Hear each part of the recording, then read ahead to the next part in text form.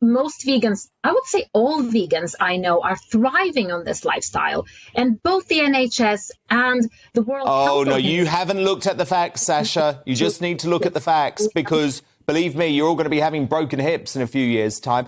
I mean, Sasha, do you think I am toxically masculine because I love eating meat? I love nothing more than a big steak.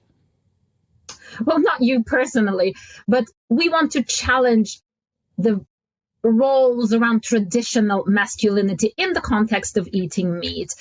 We want to draw attention to the fact that you can be perfectly masculine without having to eat meat. If you look at some of the most well-known athletes on the planet, such as Lewis Hamilton, David Hay, Novak Djokovic, all of them are vegan and thriving on this diet. So, you know, masculinity does not have to mean eating meat. Doug Moore, I can't believe that you're signing up to this madness as a bloke. Right, well, what I find interesting is there was a scientist called Aaron Spritz who did some research which he replicated with 3 college athletes. So what he did was he got them to wear a pair of rings for 2 nights over their penises. And he measured rigidity, duration, and frequency of erections over those nights. On night 1, they ate a meat burrito. On night 2, they ate a vegan burrito. So what were the results? The results were a 500% increase in duration after the vegan burrito and an average of 8% increase in rigidity. So also animal products are closely linked with conditions that cause rigidity. Ludicrous, unscientific study I think I've ever experienced. Scientists who did scientific research. So not only that, but corpse eaters don't need to give up sex at all, because once those who enjoy sex with people with penises become aware of these factors, a natural selection will occur. So who's going to want to choose the lesser option when they can have prime vegan meat? And sorry, what do you mean, Doug? Sorry, I've lost you. You're going to have to take me through that again.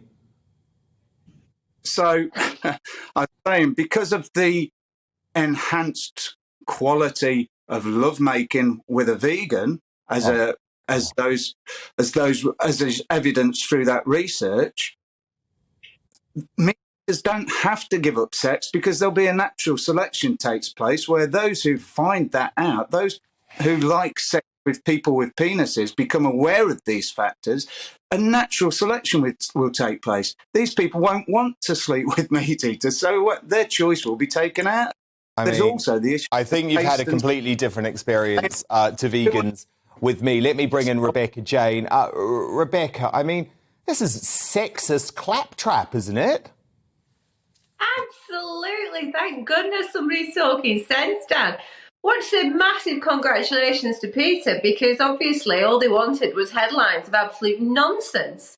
This can't be taken seriously.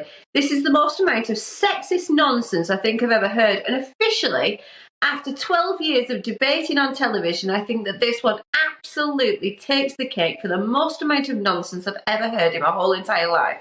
I find it absolutely disgusting PR tactics that masculinity, we're talking about eating meat. Very few men eat meat because they want to be masculine. It's about the fact that they actually maybe just enjoy eating meat. Have we thought about that? But either way, Peter, this is absolute nonsense. Yeah, that's a good point, actually. That's a good point. I want to bring Sasha in on this. Sasha, Peter, actually, you're just proving yourself to be a man-hating organisation, aren't you? That's what this is about. You can't stand straight men. Not at all. That's absolutely not true. There's plenty of men working at PETA. There's plenty of vegan men who are doing animal rights activism. What we wanted to do with this campaign was just to start a conversation about the impact of animal agriculture on the environment, but also on animals, billions of whom are suffering. Well, you've lost your point. Wholeheartedly, you have lost your point. Because all this has become, Sasha, is an attack on men. Well, what we wanted to do was to have a conversation going, and there's definitely been a lot of conversation around this and a lot of curiosity around the debate. And some of the people listening to the conversation now might be interested in why we're saying this, and they might go onto our website where they might see investigative footage that they might not have looked at otherwise, which might prompt them to order a free vegan starter kit from us and try to be. Do you know what, Doug?